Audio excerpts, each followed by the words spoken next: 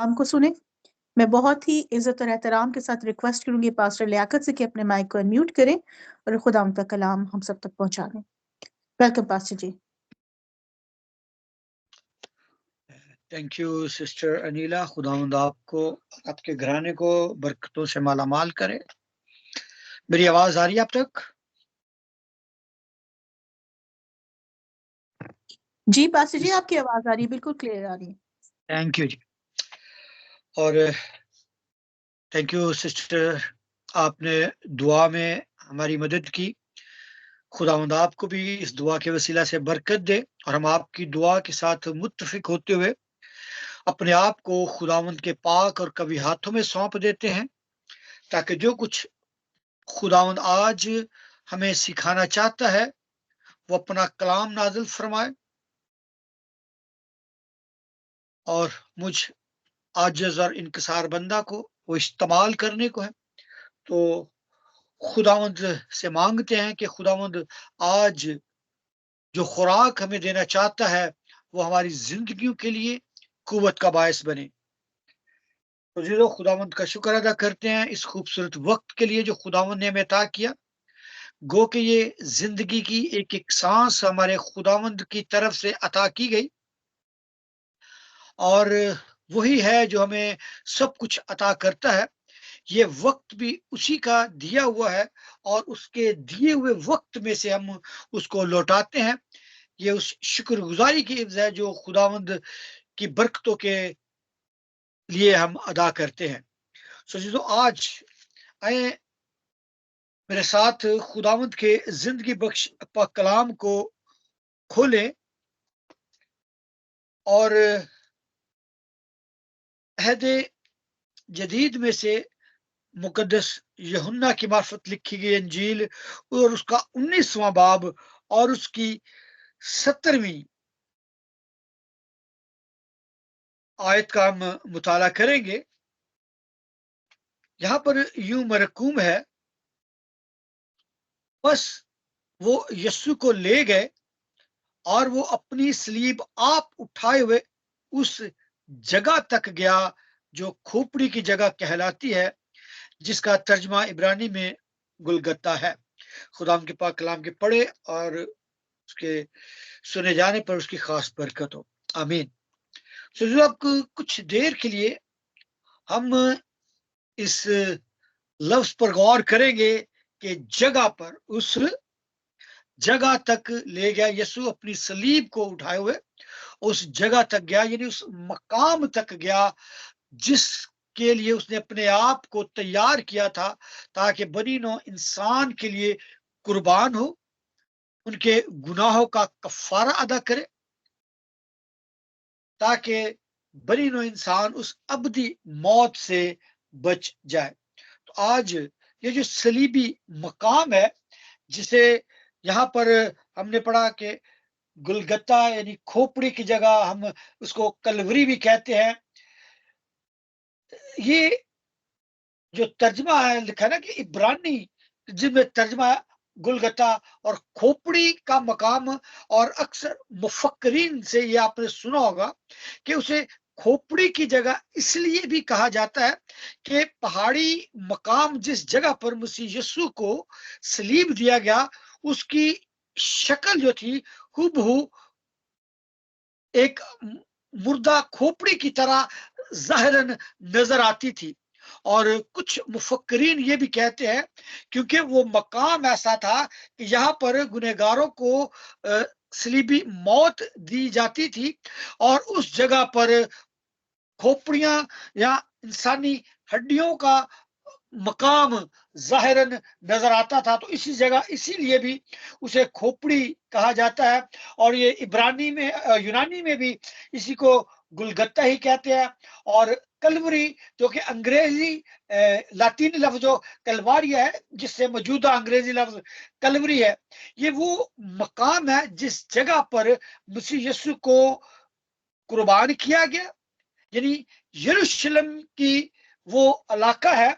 और अगर हम अहद अतीक का मुताला करें, आप मेरे साथ अगर पढ़े मुकद्दस इब्राहिम की जिंदगी के बारे में, कि जिस तरह खुदा ने उसको बुलाया और उसके साथ अहद किया कि उसे वो फर्जंदे नरीना दाग अता करेगा, जबकि वो गिला भी करता है कि मैं तो बे औलाद मरा जाता हूं, मेरा वारिस तो कोई और होगा।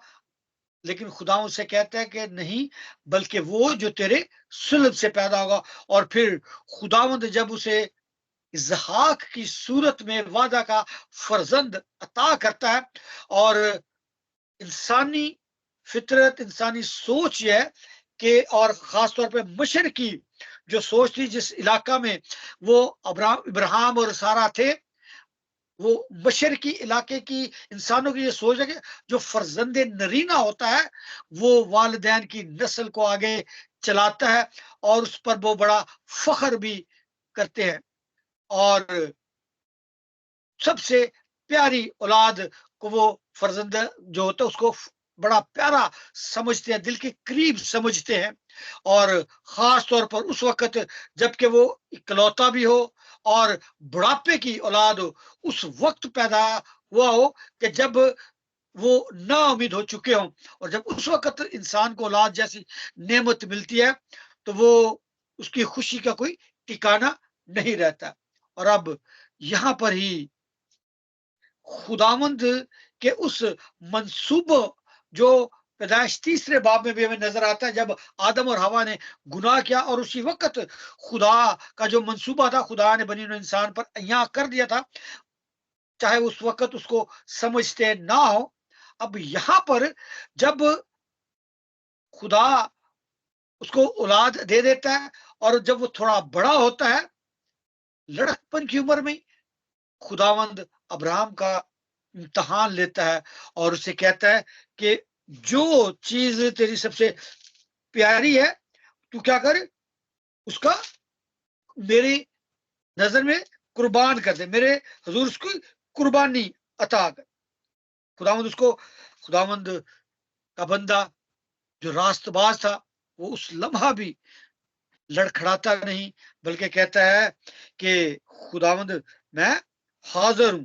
तो कहता है जो तेरा इकलौता है जिसे तू प्यार करता है, लेकर मूरिया के मुल्क में जा, और उसे वहां उस पहाड़ों में से जो मैं तुझे बताऊंगा सोख्त कुर्बानी के तौर पर छड़ा।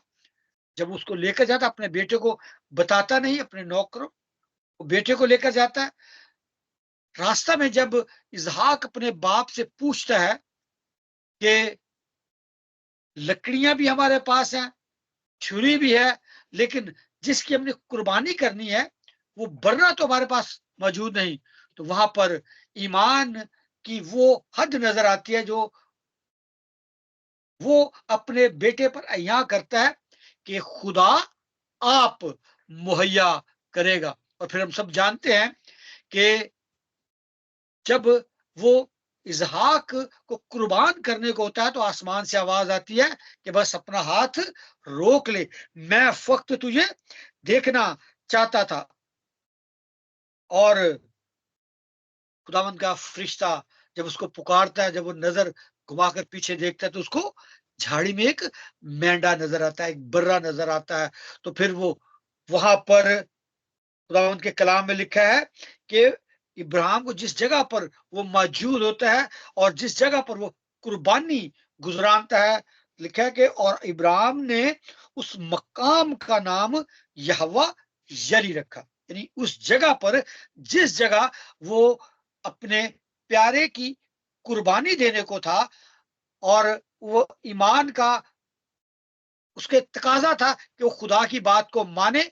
और खुदा ने जब उसके इम्तिहान में उसको पूरा देखा, देखा कि ये अपने ईमान में भी लड़खड़ाया नहीं, तो खुदावंद जिस तरह बकौल उसके कहता है कि खुदा आप मुहैया करेगा, और खुदा ने जब मुहैया किया तो वो उस जगह उसी बर्रे की कुर्बानी करता है, और उस जगह का नाम, उस मकाम का नाम वो रखता है यहवा यरी, जिसकी कहावत आज भी मशहूर है कि खुदावंद मुहैया करेगा।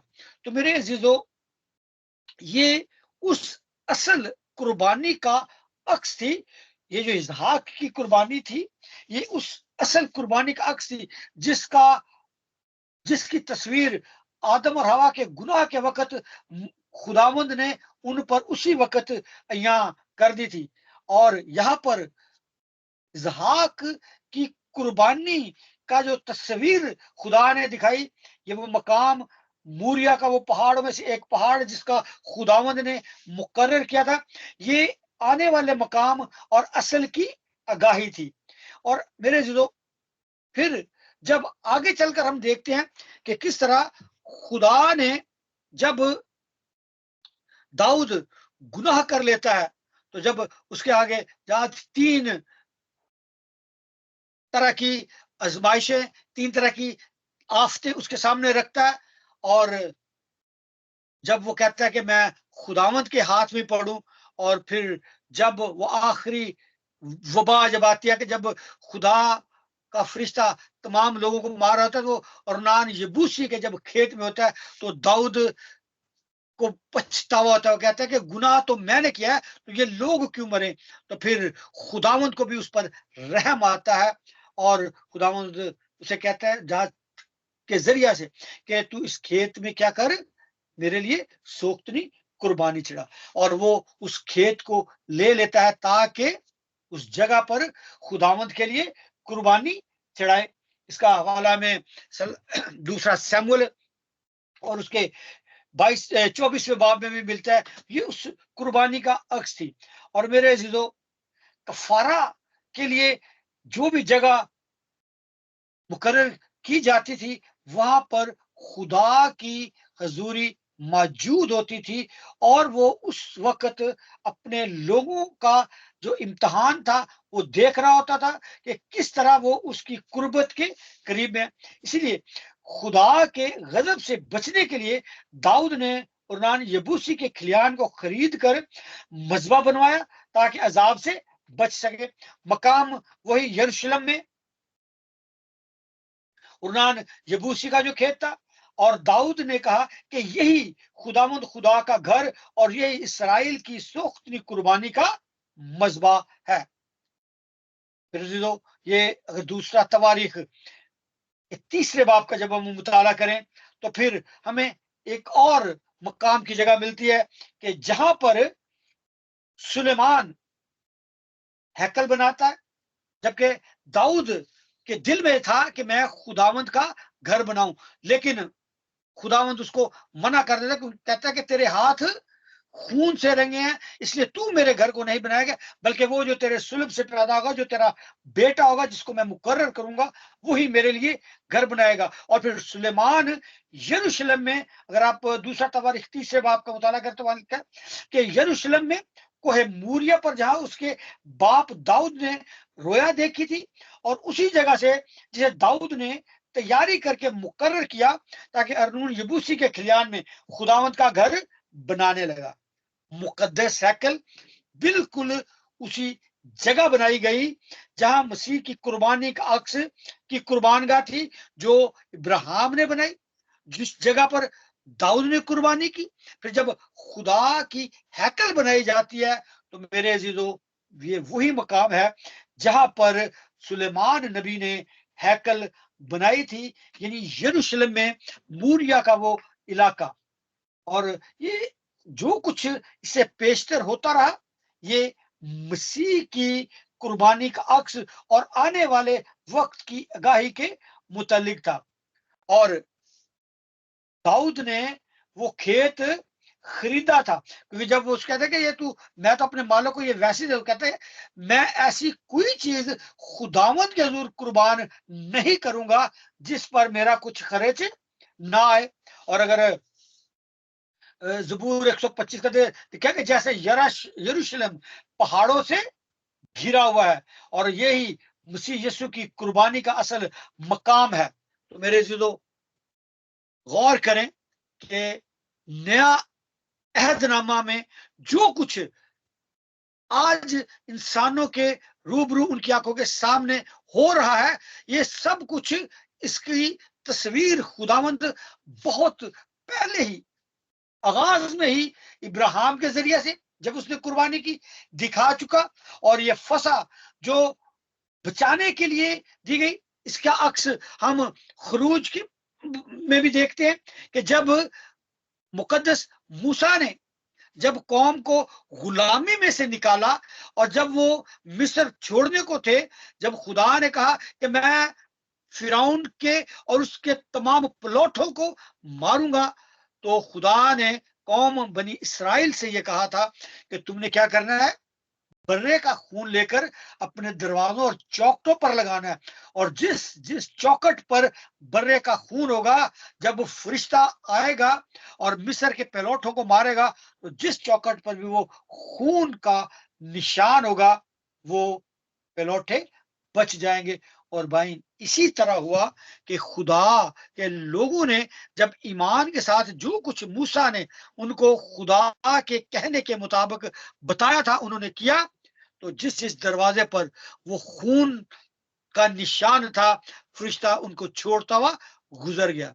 यानी ये खून भी उस आने वाले खून की अलामत थी कि मसीह यीशु ने बनी नूह इंसान को बचाने के लिए, जिस तरह मिस्र में बर्रे के खून के निशान से वहां के कौम बनी इसराइल के पलौठे बच गए, अब आज की इस दुनिया में भी मसीह यीशु ने अपना खून बहाया ताकि बनी नो इंसान बच जाए। खून बहाए बगैर मुआफी नहीं। पहले बर्रों का खून बहाया जाता था जो कि असल कुर्बानी का अक्स था। असल कुर्बानी मसीह यीशु की थी जो उसने मेरे और आपके लिए अदा की। और यही वो मकाम इब्राहिम की मार्फत खुदा ने दिखाया, दाऊद के जरिए से वही दिखाया। और फिर सुलेमान ने बिल्कुल उसी जगह वो हैकल भी बनाई, उसी मकाम पर यानी यरूशलेम में वो हैकल भी बनाई, और हैकल में ही कुर्बानियां चढ़ाई जाती थी। और ये तमाम की तमाम कुर्बानियां जो थी मसीह यीशु की असल कुर्बानी का अक्स थी। अब फिर जब हमने मुकद्दस यूहन्ना की इंजील में जो पढ़ा कि जब उसको सलीब पर चढ़ाया गया, तो उस पर सलीब पर जो कुतबा था, उसकी जो हकीकत थी, वो आज भी मेरे और आपके सामने है। कुछ लोग उस वक्त उसको तंजन लिखवाया गया था उस पर कि उस कुतबे पर उन्होंने कहा, उसका इल्जाम लिखल है कि ये क्या कहता है कि मैं यहूदियों का बादशाह हूं। जबकि जब पहले तू उससे पूछता है तो क्या तू यहूदियों का बादशाह है, तो कहता है मैं नहीं बल्कि तू खुद कहता है। और यहूदियों का बादशाह उसमें यूनानी में लिखा गया, और लूका 23वें बाब उसके 38 आयत के मुताबिक ये लातीनी में लिखा गया, यहूदियों का बादशाह। ये यूहन्ना 19 में के मुताबिक पिलातूस ने एक कुतबा जो लिख कर सलीब पर लगाया था, यस्सु नासरी यहूदियों का बादशाह। और वो इब्रानी, लातीनी और यूनानी में लिखा हुआ था।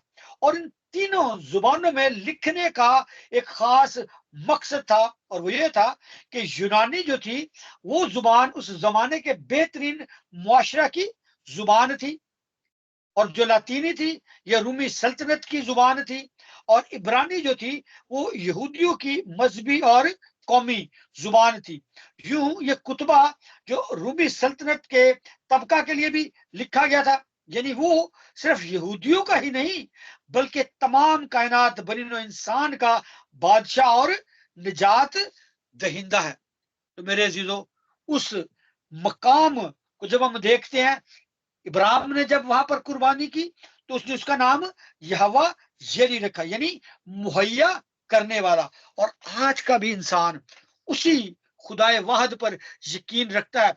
वो जानता है कि वही है जो मुहैया करने वाला है, वही है जो जिंदगी की सांसें अता करने वाला है। और जब हम उस मकाम को देखते हैं जिसे हम गुलगत्ता भी कहते हैं, कलवरी भी कहते हैं, यानी ये वो जगह है जो निजात की जगह है, जो गुनाहों का कफारा दिया गया, और निजात सिर्फ और सिर्फ मसीह यीशु से। और वही हमारा मुकाम है। अगर यूहन्ना 14 बाब का मुताला करें तो वहां पर मसीह यीशु ने कहा कि तुम्हारा दिल ना घबराए,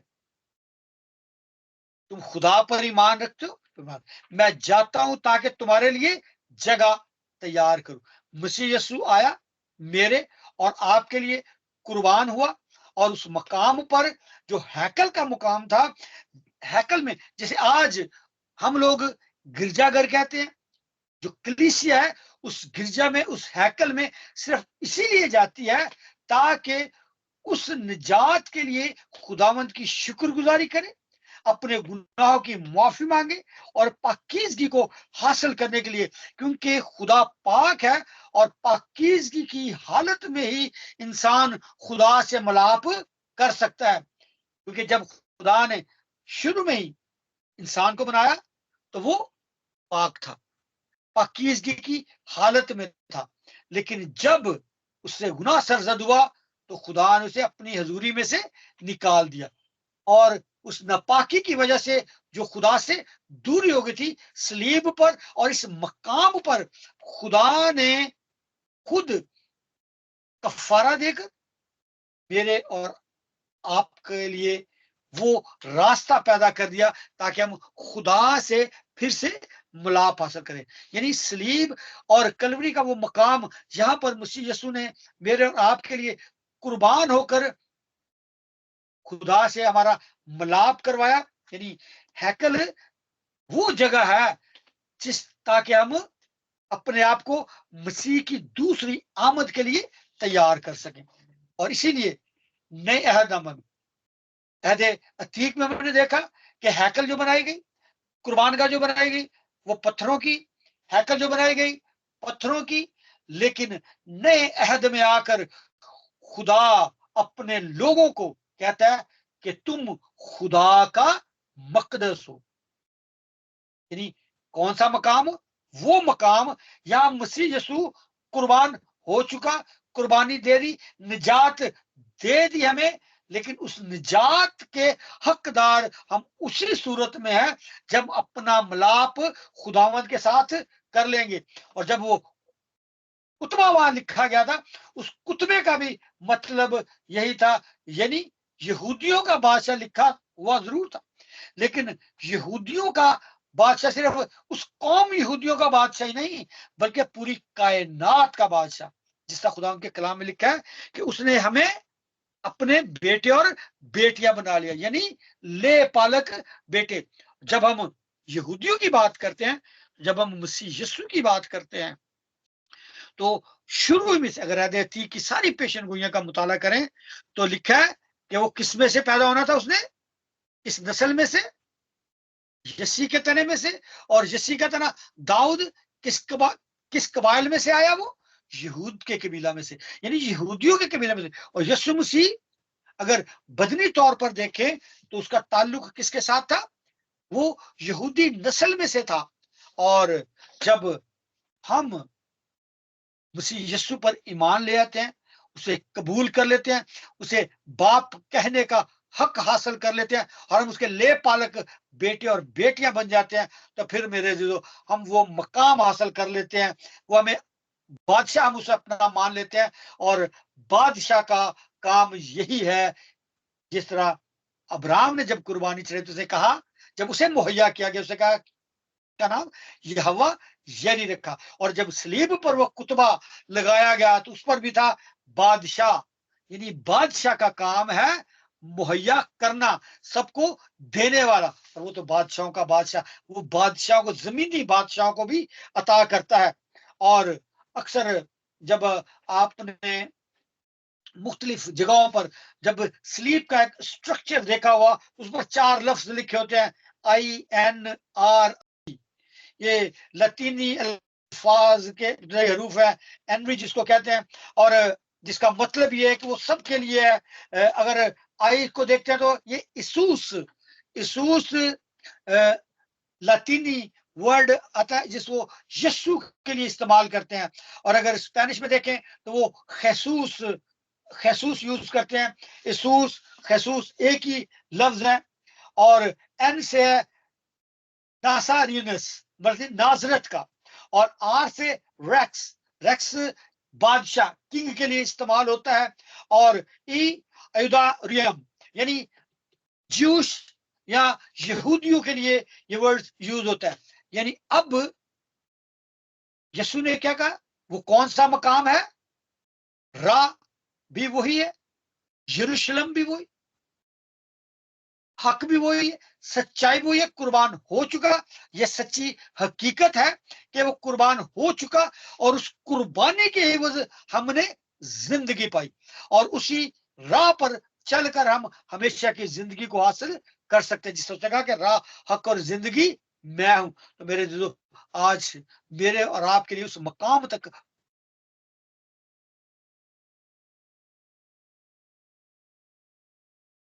हम हकीकी मानों में उसकी वो हैकल बन जाए, वो मकदस बन जाए, जो पत्थरों की नहीं बल्कि खूनो गोश्त की है। खून निजात देने के लिए है, गोश्त उसका वो बदन है। जब हम उसको पाक इशा की सूरत में अपने बदनों में उतारते हैं, वो पाकीज़गी की हालत में होती है, और हम अपने आप को उसमें शामिल कर लेते हैं। तो मेरे अजीजों, जरूरत इस अमर की है कि हम अपना वो मकाम पहचाने, और वो मकाम उसने खुद कह दिया कि तुम वो मकदस हो, जो पत्थरों से नहीं बल्कि खूनो गोश्त से बनाया गया। तो मेरे अजीजों, आज मुझे और आपको वो मकाम पहचानने की जरूरत है कि मसीह यीशु मेरे और आपके लिए आ गया। हमें कोई जानता नहीं था, कोई पहचान, बल्कि गुलामी की हालत में थे। तो गुलामी की हालत में से निकाल कर खुदा ने अगर हमें अपने सीने से लगाया है, तो अब ये हमारा भी ये फर्ज बनता है कि जो जिंदगी खुदा ने हमें दी है, ये हमारी अपनी नहीं, ये उस खून की इव्ज हमें मिली है, जो खून उसने कोहे कलवरी पर हमारे लिए बहा दिया, ताकि उस खून के एवज हम जिंदगी पाए, और कसरत की जिंदगी पाए। क्योंकि मसीह खुदावंद जब जब उसने लोगों को बुलाया, उसने बरकत के लिए बुलाया, बरकत के लिए बुलाया। और आज मैं और आप भी बरकत के उस मकाम पर खड़े हैं, और वो कुतबा वाज़े तौर पर इस बात को जाहिर कर रहा है कि वो हमारा बादशाह है, वो हमें मुहैया करने वाला है, और हमें उस मकाम तक लेके जाने वाला है जो हमेशा की जिंदगी है। खुदावंद मुझे और आपको उन तमाम बरकतों से माला माल करे, उन तमाम गलाजतों से पाक करते हुए अपनी कुर्बत अता करे, ताकि हम उसकी कुर्बत में रहते हुए उस मकाम को हासिल कर लें जिसके लिए उसने वादा किया कि मैं जाता हूं ताकि तुम्हारे लिए जगह तैयार करूं। और आज खुदावन ने वो मकाम मेरे और आपके लिए तैयार कर लिया है, और अब जरूरत है कि जब वो आए तो हम खुशी के साथ उसका इस्तकबाल करने के लिए अपने आप को हमेशा तैयार पाए। खुदावंद आप सबको बरकत दे। आमीन। आमीन आमीन। Thank you very much pastor Liaquat इस बाबरकत कलाम के लिए। खुदावन का हम शुक्र अदा करते हैं, और आइए हम सब मिलकर शुक्रगुजारी की दुआ करें और